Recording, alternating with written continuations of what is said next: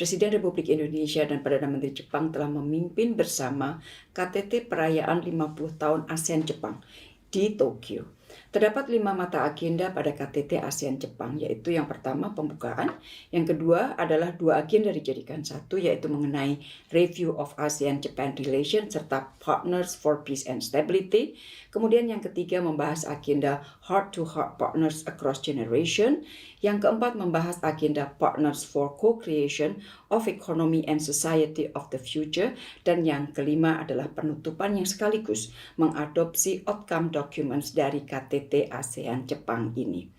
Pada agenda pertama pembukaan, Presiden Republik Indonesia menekankan kemitraan strategis komprehensif ASEAN Jepang yang disepakati September lalu di Jakarta harus menjadi modalitas untuk terus memperkokoh hubungan.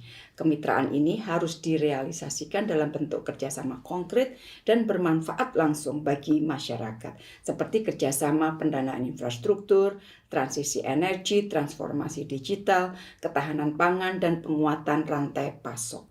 Kemitraan ASEAN-Jepang juga harus berorientasi masa depan membangun New Generation Partnership untuk menjadi jangkar bagi kemakmuran, perdamaian, dan stabilitas kawasan.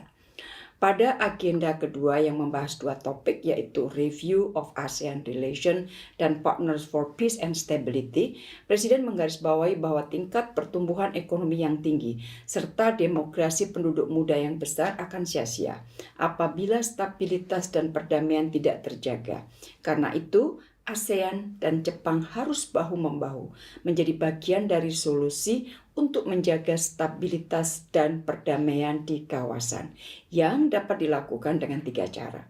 Membangun kolaborasi yang inklusif termasuk implementasi ASEAN Outlook on the Indo-Pacific, kemudian penghormatan aturan hukum internasional termasuk UNCLOS 1982 dan norma-norma kawasan, serta terus memperkuat sentralitas ASEAN termasuk dalam menyelesaikan isu Myanmar melalui mekanisme Troika.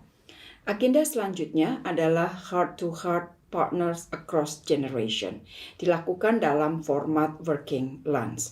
Pada agenda ini dibahas penguatan upaya untuk semakin mempererat hubungan antar masyarakat, untuk terus membangun kemitraan yang berorientasi ke depan di tengah tantangan dunia yang semakin kompleks. Presiden Republik Indonesia juga menegaskan bahwa fokus kerjasama ke depan juga harus dapat membawa masyarakat ASEAN dan Jepang untuk menuju transformasi era revolusi industri 5.0. Dan hal ini dapat dicapai jika kerjasama terfokus pada peningkatan kualitas talenta melalui kerjasama pendidikan, research development, serta pengembangan ekonomi digital, termasuk peningkatan mobilitas masyarakat, khususnya agar angkatan kerja ASEAN yang besar dapat mendukung kebutuhan Jepang yang tinggi untuk tenaga kerja profesional yang terampil.